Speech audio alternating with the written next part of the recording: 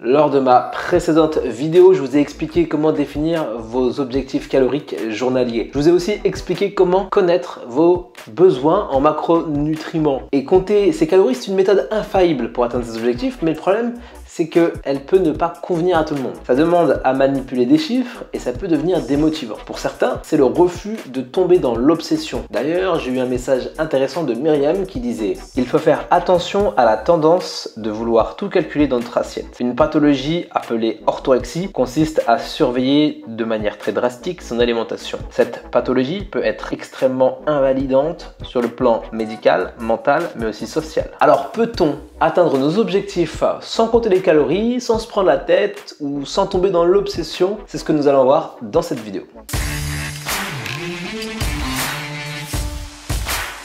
Pour perdre du gras, vous devez avoir deux objectifs. Le premier, ça va être de réduire vos apports et le deuxième, ça va être de ne pas avoir faim. Alors comment ne pas avoir faim tout en réduisant les apports? C'est vrai que ça peut être contradictoire, mais c'est possible. Dans cette stratégie, on va faire la différence entre les aliments à forte densité nutritionnelle et les aliments à forte densité calorique. La densité nutritionnelle d'un aliment, c'est la quantité de vitamines et de minéraux et d'oligo-éléments dans un aliment. Et la densité calorique de l'aliment, ça va être la quantité de calories pour 100 grammes de l'aliment. Dans notre stratégie, on va favoriser la consommation d'aliments à forte densité nutritionnelle, mais à faible densité calorique. Des aliments qui vont apporter de la quantité en vitamines, minéraux, oligo-éléments, mais peu de calories. Tout ça dans le but de favoriser la satiété, la sensation d'être rassasié. Prenons un exemple et on va comparer deux extrêmes. Un aliment à forte densité calorique comme un Snickers, la fameuse barre chocolatée, et un aliment à faible densité calorique comme les brocolis. Un Snickers, ça fait 57 grammes pour une barre. Donc on va comparer 57 grammes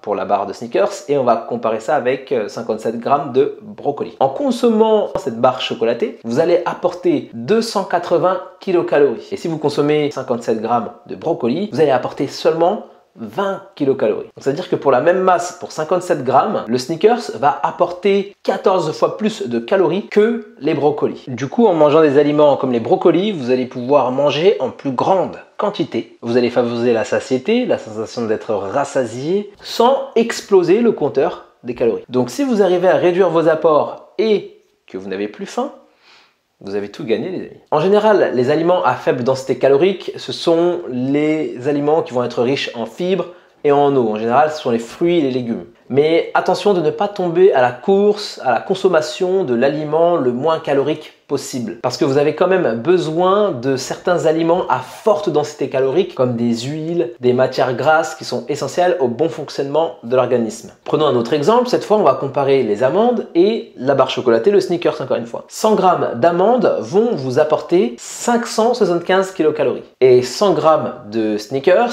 ce qui équivaut à peu près à un peu moins de 2 barres, va vous apporter 491 kilocalories. Alors, est-ce que ça signifie qu'il faut favoriser la consommation des Snickers par rapport à celle des amandes? Non.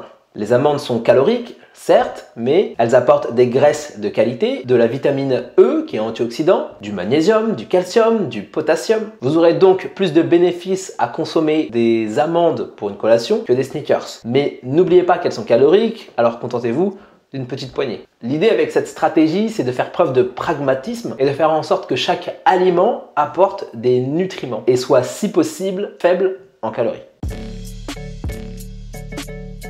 Boire ne procure pas ou très peu de satiété. Alors encore une fois, dans cette stratégie, on va faire preuve de pragmatisme et on va éviter de boire nos calories. Boire un verre de Iced Tea de 200 ml ne vous remplira pas plus le ventre que de boire un verre d'eau de 200 ml. Par contre, le verre de Iced Tea va libérer 72 kilocalories et faire grimper votre insuline. Alors que le verre d'eau, lui, va répondre à votre objectif de base qui était de vous hydrater et va vous permettre de garder une glycémie stable. Comme une image vaut 1000 mots, voici à quoi peut ressembler votre assiette type. La partie rouge correspond aux protéines et elle remplit environ un quart de l'assiette. La partie verte correspond aux légumes. Ce sont les fameux aliments qui vont être riches nutritivement et faibles caloriquement. Ils vont nous aider à favoriser la satiété, donc ils vont occuper la plus grosse partie de notre assiette. Et enfin, la partie jaune correspond aux glucides. Elle remplit environ un quart de l'assiette et on va assaisonner le tout avec une cuillère à soupe de bonnes huiles, de l'huile d'olive, de l'huile de noix ou autres corps gras qui vont vous apporter les bonnes graisses essentielles à l'organisme. Les collations ou les snacks, comme disent nos amis les anglo-saxons, sont des petits repas légers qu'on va intégrer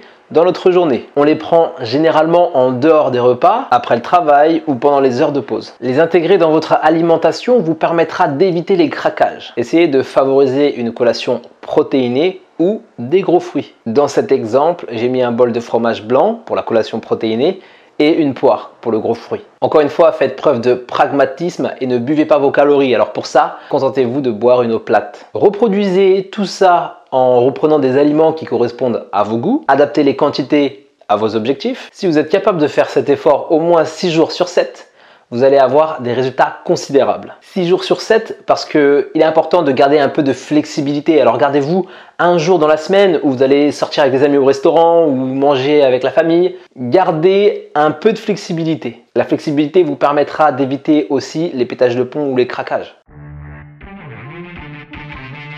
Ok, et dans tout ça, l'entraînement sportif, comment ça se passe? Oubliez les ceintures et les kawaii de sudation. Pas besoin de faire de footing ni de séance cardio de 2 heures sur un vélo elliptique. Pour perdre du gras, concentrez-vous d'abord sur les efforts musculaires. En stimulant votre masse musculaire, vous envoyez un signal au corps qui va vous permettre de garder du muscle. Si vous cherchez à perdre du gras et à garder vos formes, à garder un fessier tonique, des cuisses fermes, eh bien vous devez passer par là. Évitez les mouvements inutiles qu'on voit souvent sur les médias sociaux et optimisez vos séances en faisant des mouvements polyarticulaires. Fente, squat, hip thrust, pompe, planche, climber, burpees. De cette façon, vous allez brûler plus de calories et votre entraînement sera 10 fois plus efficace. En plus, de nos jours, il est difficile de trouver du temps pour s'entraîner. Imaginez l'organisation nécessaire pour trouver du temps pour soi avec le boulot, les enfants qui demandent beaucoup d'attention, les rendez-vous de dernière minute. En vous entraînant de cette façon, vos séances d'entraînement dureront moins de 45 minutes et vous serez sur la bonne voie pour améliorer votre composition corporelle. En vous entraînant de cette façon, de 1 à 3 mois, vous allez perdre de l'eau et les graisses superflues. Vous allez perdre une taille de vêtements et vous allez ressentir les premières améliorations sur vos qualités physiques. De 3 à 6 mois, votre entourage va commencer à remarquer des changements sur votre physique. Votre masse grasse aura significativement baissé et votre confiance en vous va augmenter. De 6 à 9 mois, vous avez une masse musculaire qui est plus développée, une carrure plus athlétique et vous vous sentez plus robuste, plus fort et vous serez moins embêté pour des tâches du quotidien comme porter les courses ou alors porter à bras un enfant. De 9 à 12 mois, vous savez gérer votre alimentation, vous savez manger sainement tout en étant flexible et en vous faisant plaisir. Et à ce stade, votre entraînement n'est plus du tout une corvée, au contraire, c'est devenu un plaisir. Avoir une approche pragmatique au niveau de son alimentation et de son entraînement, ce n'est pas une chose facile. Les aliments qu'on doit favoriser ne sont pas glamour et les aliments qu'on doit éviter sont vendus par l'industrie agroalimentaire qui possède énormément de trucs et astuces pour nous tenter au quotidien. La cause du surpoids, ce n'est pas la fainéantise, mais c'est plutôt une question d'habitude. Et vous savez quoi? Les habitudes, ça se travaille. Et si vous êtes resté avec moi au bout de cette longue vidéo, c'est que vous faites partie de ceux qui ont conscience de l'importance de la santé et j'ai quelque chose à vous proposer. J'ai conçu un coaching de 7 jours. Pendant une semaine, vous allez recevoir un mail de ma part et je vais vous expliquer comment concrètement vous pouvez implémenter tout ce qu'on vient de voir pour avoir un corps mobile, mince et musclé sur le long terme. Le tout en s'entraînant moins de 3 heures par semaine et sans régime. Alors si ça vous intéresse, cliquez sur le lien qui se trouve en description de cette vidéo et on se retrouve tout de suite pour le premier coaching.